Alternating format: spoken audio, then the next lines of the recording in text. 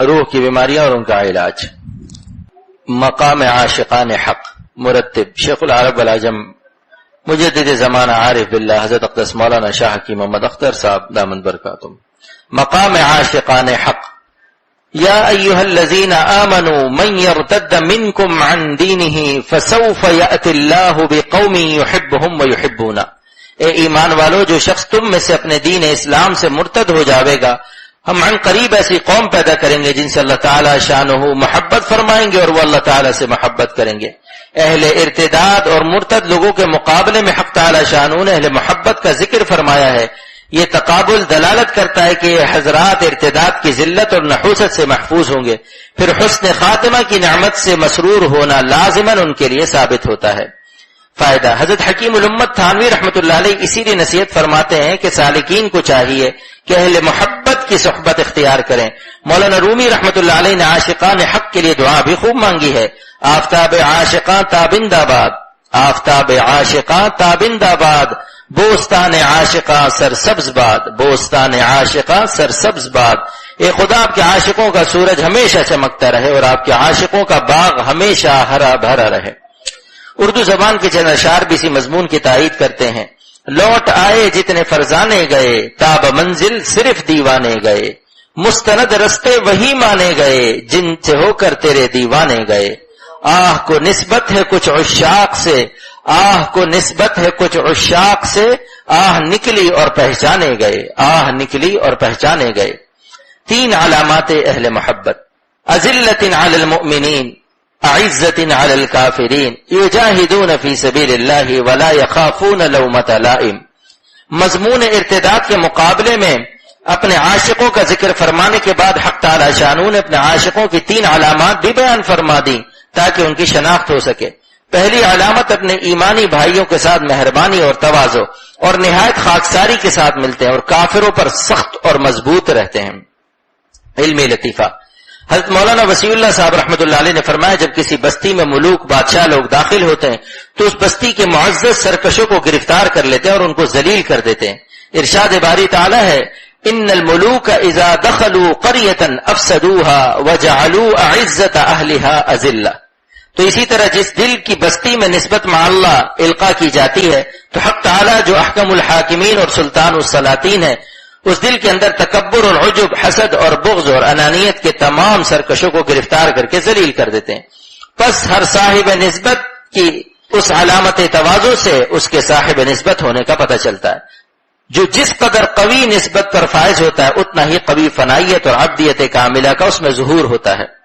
دوسری علامت عشاق حق کی یہ ہے کہ وہ ان کی راہ کی تکلیفوں کو خوشی خوشی جھیلتے ہیں.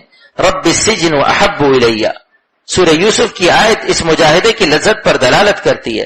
جن کی راہ کے قید خانے محبوب بلکہ احب ہوتے ہیں ان کی راہ کے گلستاں کیسے ہوں گے. تمام کائنات کے پھول انفرادن یا اجتماعاً اگر حق تعالی کے راستے کی کلفت کے لیے سلام کریں تو بھی اس کانٹے کی عظمت کا حق ادا نہیں ہو سکتا کیونکہ اس کو نسبت طریق اور راہ حق سے ہے.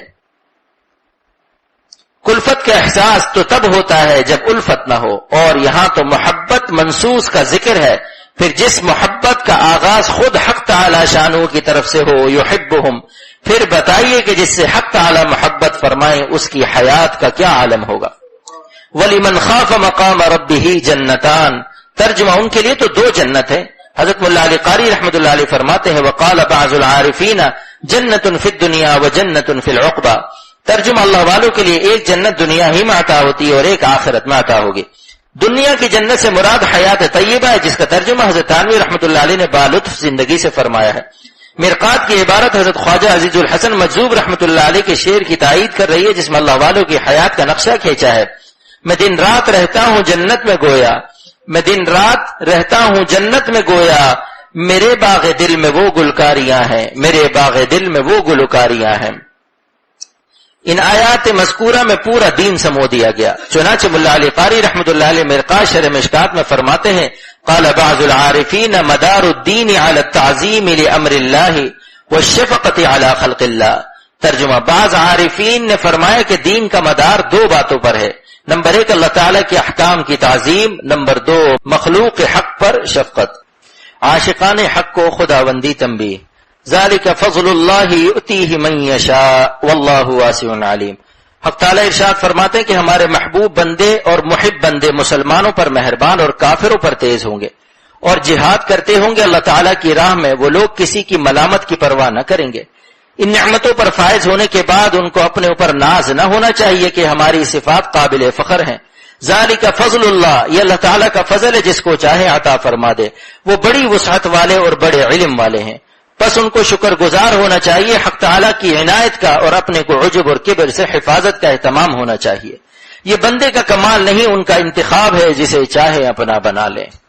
نہ ہر سینہ را رازدانی دہد، نہ ہر سینہ را رازدانی دہن، نہ ہر دیدہ را دیدہ بانی دہن، نہ ہر دیدہ را دیدہ بانی دہن۔ ہر سینے کو حق تعالیٰ اپنی محبت کا راز نہیں دیتے، اور نہ ہر آنکھ کو دوسری آنکھ کی رہنمائی والی شان دیتے ہیں۔ نہ ہر گوہرے درت التاج شد، نہ ہر گوہرے درت التاج شد، نہ ہر مرسل اہل معراج شد۔ نہ ہر موتی تاج شاہی میں لگتا ہے، نہ ہر رسول کو معراج عطا ہوتی ہے۔ برائے سر انجام کار ثواب، برائے سر انجام کار ثواب، یکے از ہزارہ شود انتخاب، یکے از ہزارہ شود انتخاب۔ حق تعالی شانوں کے دین کی خدمت کے لیے ہزاروں سے کسی ایک کا انتخاب ہوتا ہے۔ سرمد غم عشق بلحوث را نہ دہن، سوز غم پروانہ مگس را نہ دہن۔ اے سرمد، حق تعالیٰ اپنی محبت کا غم ہر بلحوث کو نہیں عطا فرماتے، اور پروانے کا سوز غم مکھیوں کو نہیں دیا کرتے۔ لاوے بتخانے سے وہ صدیق کو، لاوے بتخانے سے وہ صدیق کو، کعبہ میں پیدا کرے وہ زندیق۔ زندیق سے مراد ابو جہل ہے۔ اس کی ماں حاملہ تھی، طواف کر رہی تھی، کعبے میں ہی درد ذہ ہوا اور مطاف میں پیدا ہوا۔ زادہ آزر خلیل اللہ ہو، اور کنعان نوح کا گمراہ ہو، اہلیہ لوط نبی ہو کافرہ، زوجہ فرعون ہو بے طاہرہ۔ فہم سے برتر خدائی ہے تیری، فہم سے برتر خدائی ہے تیری، عقل سے بالا خدائی ہے تیری، عقل سے بالا خدائی ہے تیری۔ اللہم وفقنا لما تحب و ترضى، اے خدا تو ہی توفیق عطا فرما ہم کو اپنی رضا اور محبوب اعمال کی، آمین۔